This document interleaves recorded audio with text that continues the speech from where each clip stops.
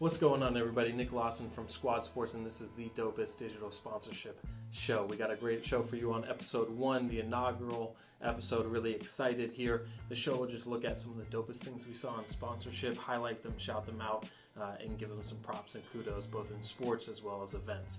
Starting right off, number 3, the Wayne Rooney effect and impact with DC United. Saw a great post on LinkedIn, had to shout it out, and it was really mind-blowing for me just to see the weight of this. But Luke Mohammed over at DC United, who we've chatted with on the Inches podcast, great episode, pointed out and showed just how much following Wayne Rooney is bringing to DC United, how this player coming from overseas has brought a digital reach for both the team, the content, the sponsors that they really hadn't had before. If you didn't know, Wayne Rooney has a full digital following of over 54.5 million on social media platforms. And just to put that into perspective for some of the other DC sports, some of the things like NFL and NBA, who we think would have a great big following. For some of their top players, Adrian Peterson at the Redskins holds 1.1 million Twitter followers himself. John Wall, great player for the Wizards,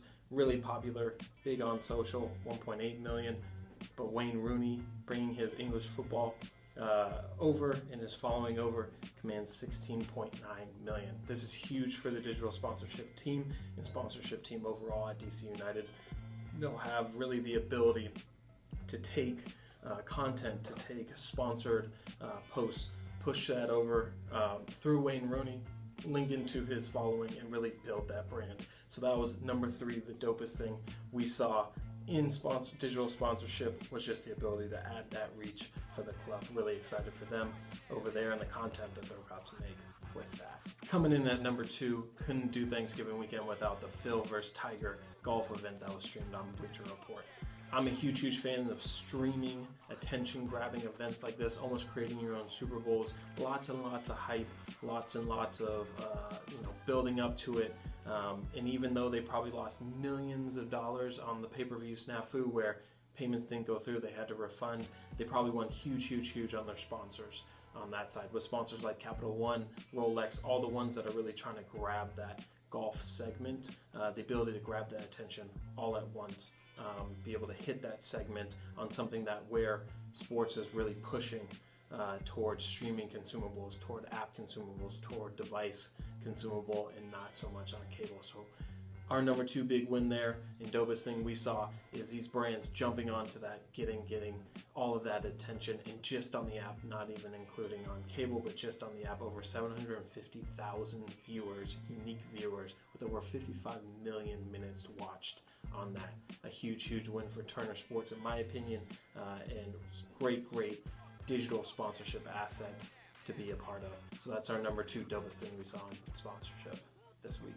And coming in at our number 1 dopest digital sponsorship asset, the thing we saw this week, and it's not this week, it's kind of old news, but again, episode 1, and I really wanted to highlight this because I think this was a huge win for the NFL. The NFL linked up with Fortnite. If you haven't heard of Fortnite, you've probably been under a rock, or you've seen the dances and have no idea what they are.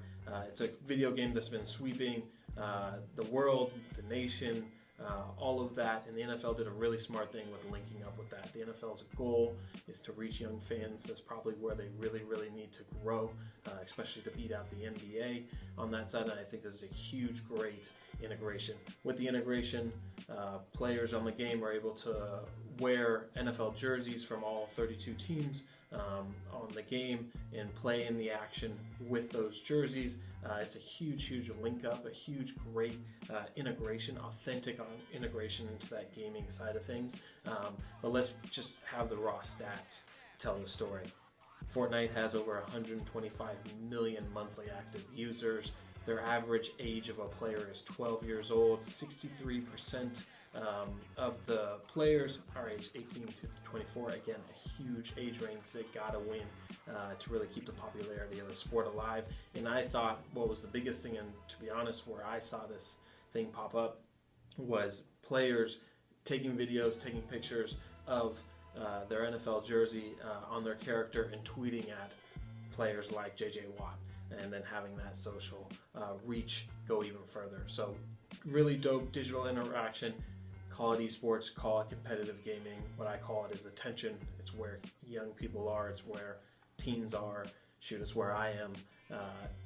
You got to integrate with that, with the gaming side, to be able to grab that attention. And I think the NFL did a great thing there. So I give them 2 thumbs up on that. And that's the #1 digital sponsorship asset, the dopest digital sponsorship asset we saw this week. And now for our digital sponsorship tip of the week. But one of the things I love, really, really easy, is these Snapchat spectacles. Basically sunglasses, but they have a camera in it and allows you to film whatever you look at. And this is huge for a couple of things. One, micro content creation. In seconds, you can create something. You can upload it on Snapchat. You can download it and post it to other social platforms. Number 2, you can get these micro contents of behind the scenes things. We just did one with the Winterhawks for warm-ups right on the glass. That was posted on Twitter, had a great engagement, giving those fans behind the scenes content that you can post on digital. Number 3, let's get some sponsors on it, right? Let's get some logos, let's brand it, let's really get into it authentically, whether that's behind the scenes with, with Reese's, and it shows all the pucks that kind of look like Reese's being shot in warm-ups. How can we really brand that? But I'm really big on those. Saves a bunch of time, really easy, and a really cheap price point for basically a camera that gives you a first-person view. So that's our digital tip of the week. Get on those things. Would love to see what you guys create with it. That does it this week for the Dopest Digital Sponsorship Show, Episode 1, the first ever. Thanks so much for watching. Really excited to get this thing going. I'm sure we missed a bunch of dope digital activations throughout sports, throughout events on this side. So make sure you guys are commenting below. Let me know what I missed. Let me look at those. Shout out some things your organizations are doing digitally within sponsorship. We'll get those on the show if they're dope. Thanks so much for watching. Really appreciate the time. And until next time, keep doing dope stuff with digital sponsorship.